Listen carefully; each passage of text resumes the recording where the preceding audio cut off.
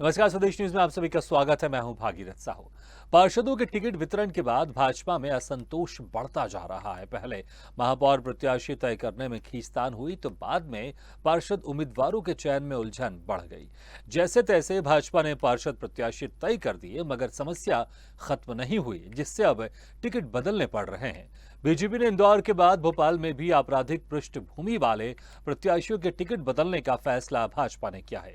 BJP अध्यक्ष VD. Sharma ने ward क्रमांक 44 से भूपेंद्र चौहान और वार्ड नंबर 40 से मसरत मस्तान का टिकट वापस लिया है।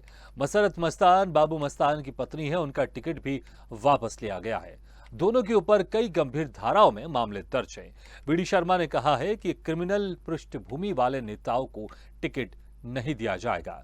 उन्होंने कहा कि अपराधियों को लेकर जीरो टॉलरेंस की नीति अपनाई गई है, जिसके बाद अपील समिति ने फैसला लिया है। मीडिया के सामने सुबह जब उन्होंने अपने वक्तव्य में कहा कि हम अपराधीकरण पर जीरो टॉलरेंस पर काम करेंगे, इस प्रकार के समाज में ऐसा नेतृत्व जो पार्षद चुन करके आएगा वो कल शहर के विकास के अंदर उसकी क्या भूमिका बनेगी, इसलिए हमने तय किया है कि हम अपराधी प्रवृत्ति के लोगों को इस दिशा में लोग चुन करके ना आए। तो उस पर भारतीय जनता पार्टी ने जो काम शुरू किया है उस पर हम गंभीरता से काम और करने का प्रयास। इस खबर पर ज्यादा जानकारी के लिए सीधे चलते हैं स्वदेश न्यूज के एसोसिएट एडिटर मुक्ता पाठक के पास है। मुक्ता जी, जिस तरह से बीजेपी इतनी बड़ी पार्टी, अगर हम वहां के टिकट की बात करें, पार्षदों का जो टिकट होता है उसके लिए बहुत जद्दोजहद करनी पड़ती है, उसके बाद बीजेपी की तरफ से टिकट मिलता है और उसमें बहुत सारे लेयर होते हैं जिसमें चयन किया जाता है किनको देना है किनको नहीं देना, उसके बाद टिकट वितरण किया जाता है। लेकिन टिकट देने के बाद अगर फिर से टिकट बदलना पड़े तो न कहीं जो चयन प्रक्रिया उस पर सवाल तो उठते हैं। जी बिल्कुल। देखिए, कहीं ना कहीं ये सवाल तो उठ रहे हैं, लेकिन उसके बाद का जो स्टेप है हमें उसे देखना चाहिए। हर वक्त बात होती है, अगर हम राजनीति की बात करें तो हर वक्त बात होती है कि ऐसे प्रत्याशियों को जिनका क्रिमिनल रिकॉर्ड है उनको टिकट नहीं मिलना चाहिए। लेकिन क्या ऐसा हो पाता है? अधिकांश हम देखते हैं कि नहीं हो पाता है। लेकिन अगर बीजेपी ने यह कदम उठाया है, जैसे उसने इंदौर में जो है वो प्रत्याशी बदले, आज जो है भोपाल में 2 प्रत्याशी जिनका क्रिमिनल रिकॉर्ड था उनको बदला गया है, तो इसको एक अच्छा स्टेप के रूप में देखना चाहिए, आगे बढ़ने के रूप में देखना चाहिए। क्योंकि राजनीति में अक्सर ये बात होती है, आपने भी सुना है, मैंने भी सुना है, अक्सर बात होती है कि क्रिमिनल रिकॉर्ड जो है वो वैसे प्रत्याशियों को टिकट नहीं देना चाहिए। लेकिन अगर चयन हो गया है और उसके बाद भी अगर पार्टी प्रत्याशियों को बदल रही है तो इसको हमको एक अच्छे के रूप में लेना चाहिए। बिल्कुल, चलिए इस बारे में तो बीजेपी की तारीफ करनी चाहिए, खासकर इसको लेकर कि अगर कोई चीज सामने आई है जिसमें अगर लोगों की तरफ से भी चीजें सामने आई होंगी कि ये इनको क्रिमिनल रिकॉर्ड रहा है इनका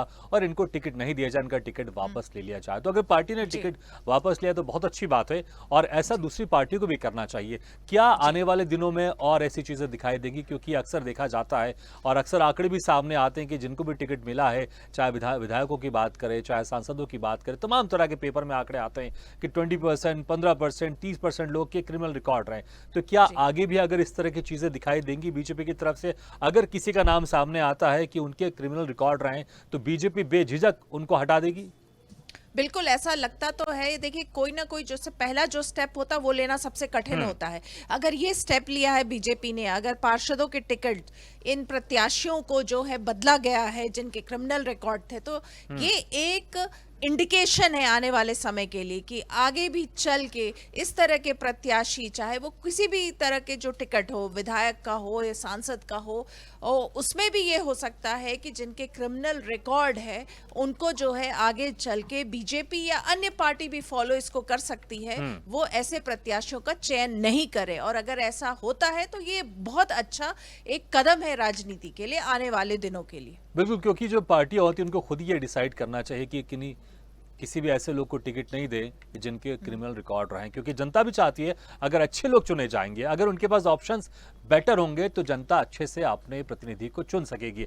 अगर पार्टी की तरफ से अगर ये पहल की जाए जिस तरह से बीजेपी ने अभी की है, हालांकि मैंने फिर वही कहा है क्योंकि बहुत सारी लंबी प्रक्रिया रहती है, उस वक्त भी ये ध्यान दिया गया होगा कि किन किन के क्रिमिनल रिकॉर्ड्स रहे नहीं रहे, लेकिन ठीक है, देर आए दुरुस्त आए, अब पार्टी ने इस प्रक्रिया को अपनाया तो बहुत अच्छी बात है, क्योंकि जनता के सामने अगर बेहतर प्रतिनिधि खड़े होंगे तो चुनने में आसानी होगी और इससे विकास भी ज्यादा बेहतर होगा। जी बिल्कुल, बहुत सही बात आपने कही कि देखिए एक ये बहुत अहम कदम है, बड़ा कदम है, पहला कदम है आगे इस बात का। और अगर ये कदम लिया है बीजेपी ने प्रत्याशियों का नाम की घोषणा के बाद उनको बदला गया है, तो ये एक बहुत अच्छी पहल है और इसको जो है आगे भी फॉलो होना चाहिए, चाहे वो बीजेपी हो या कोई भी अन्य पॉलिटिकल पार्टीज हो।